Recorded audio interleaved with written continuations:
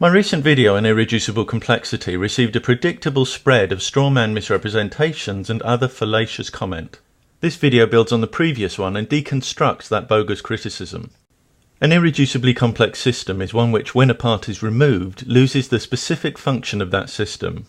In the second minute of my video, I presented a sequence debunking the common claim that the eye is such a system, by showing its vision evolving by degrees. A few dismissed the sequence for not explaining more stages, but for an eye to be irreducibly complex it must have no functional intermediates.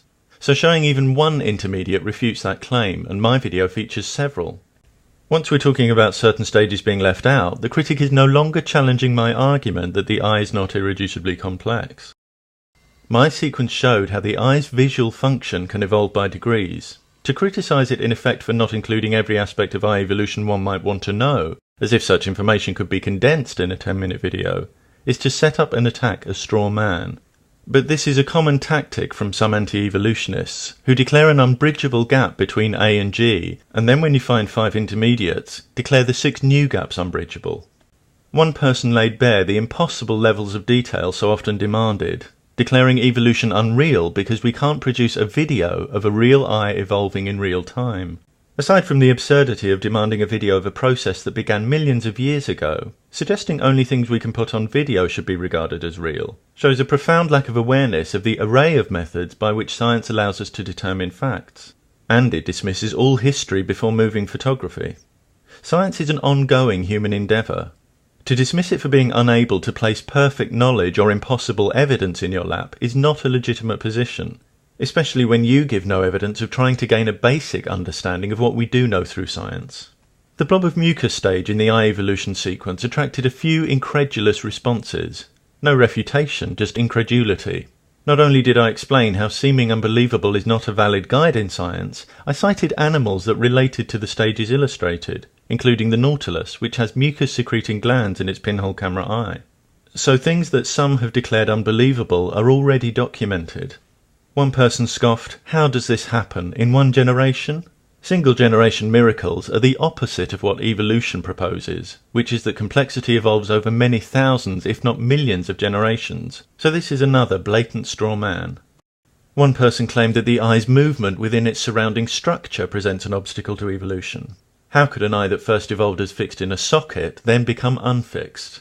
But there's no reason that the eye had to evolve as a fixed object and then become unfixed. Movement could easily have been there from the beginning, or as I suggested in my video, it could have evolved alongside the other beneficial changes. This presents no obstacle at all to evolution.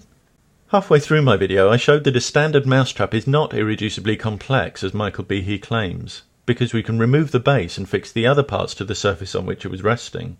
I refuted Behe's claim that this just swaps one base for another, pointing out that the standard trap and a trap fixed to one spot have significant differences. But it was claimed this isn't reducing the number of parts, you still need a base. This merely restates Behe's objection, without addressing my answer. The standard trap has an important quality not present in the fixed trap: mobility. In order to move the fixed trap you have to dismantle it and reconstruct it elsewhere. With the standard trap no such procedure is needed, so these traps are not equivalent. An unstated requirement of the standard base is that it rests on another surface. Not just any surface, but a stable surface mice can access. A partial trap fixed directly to that surface absorbs 2 elements into one, which is a reduction. I was asked, why can't you show us the step-by-step pathway to get to the mousetrap? Showing a step-by-step pathway to get an object we all agree didn't evolve naturally through a step-by-step process would be by definition an exercise in fantasy. It so happens that inventive solutions have been put forward for reducing the standard trap to one part, but whether or not they're valid neither strengthens nor weakens evolutionary theory, which concerns life, not non-living manufactured objects, and therefore has no obligation to show pathways to mousetraps. Towards the end of my video I noted how arguments from complexity would have us believe that flagellum parts had no reason to be there other than to form the flagellum. Notice my phrasing: arguments from complexity would have us believe. Not Behe claims, or anyone claims. But one person said this was quote mining Behe. Let's all be clear what quote mining is. As I explained in my video, quote mining is deceptively editing or taking a quotation out of context. But this wasn't a Behe quote, and I never attributed it to him. so it couldn't possibly be a quote mine. When I exposed a Darwin quote mine in my video, I located the quote and restored the context. But my accuser didn't bother to check his facts. He just saw the punctuation, leapt to a conclusion, and made a false accusation. Did he graciously admit this when it was pointed out? No. He dumped responsibility for his own error on me, saying I'd made it look like I was quoting Behe, when I'd made no mention of anyone or anything other than arguments from complexity. These punctuation marks are not used only to indicate quotes, they're also used to denote an idea currently being discussed. Earlier on in the video I'd highlighted this idea. It wasn't a quote, it was simply the idea under discussion. Like it or not, this is a commonly expressed argument. But quote mining is a highly specific accusation requiring an actual quote. This accusation was completely bogus. This person also complained irreducible complexity is not a system that can't be constructed one part at a time.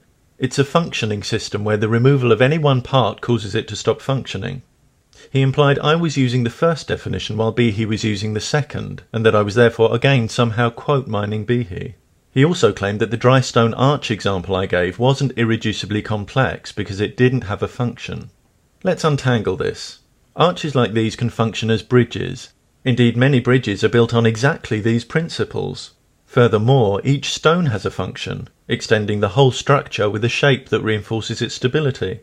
Secondly, nowhere do I define irreducible complexity as a system that can't be constructed one part at a time, nor do I quote Behe talking about construction one part at a time. So again, a quote mine without a quote isn't a quote mine. Furthermore, this definition is misleadingly vague. As already mentioned, an irreducibly complex system is one which, when a part is removed, loses the specific function of that system, not one that stops functioning full stop. And incidentally, it's also worth noting that some anti-evolutionists take the definition a step further, falsely asserting that irreducibly complex systems are those that are too complex to have evolved. Clearly, any discussion where one part is using a false definition will run into problems. Explaining how irreducibly complex systems can evolve to someone who thinks they can't evolve by definition is unlikely to be very fruitful. I was criticised for not addressing functional pathways to irreducibly complex systems, when I addressed it in several ways. During my discussion of the Venus flytrap, I explained how irreducible complexity can arise indirectly by the subtraction of one element that then makes other elements required. If a leaf traps nutritious insects more efficiently the stickier it gets, and the quicker it closes around its prey, it shouldn't surprise us if it eventually closes so quickly that the stickiness becomes obsolete and is discarded as a needless physical cost. I also stated quite unambiguously how even systems that are irreducibly complex can and do arise gradually through a combination of addition, subtraction, change of parts and/or change of the function of parts. During my discussion of the bacterial flagellum, I also pointed out how beneficial secondary functions of component parts provide excellent reasons for them to be there, thus providing a pathway to the later system. And while we're on the subject of the flagellum, at no stage did I argue, as one person suggested, that the flagellum doesn't contain irreducible complexity because its parts have secondary functions. Nowhere did I argue that showing half the parts can still perform a function explains away irreducible complexity. The flagellum discussion was making the important clarification that irreducibly complex systems with parts removed would not necessarily be lacking any function whatsoever. Yet again, those are simple misrepresentations.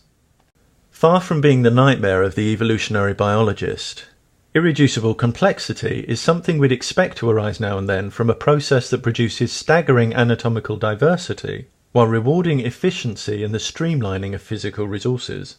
But what clearly seems to be a nightmare for some anti-evolutionists is presenting a valid argument. This video's exposed the catalogue of straw men, arguments from incredulity, red herrings, bogus accusations and plain dishonest misrepresentation that came my way after the original video. From people who've shown themselves to be unwilling to report their opponent's position accurately or get the basics of evolution right. Failing to meet those minimal standards, they also show themselves to be unworthy of serious consideration.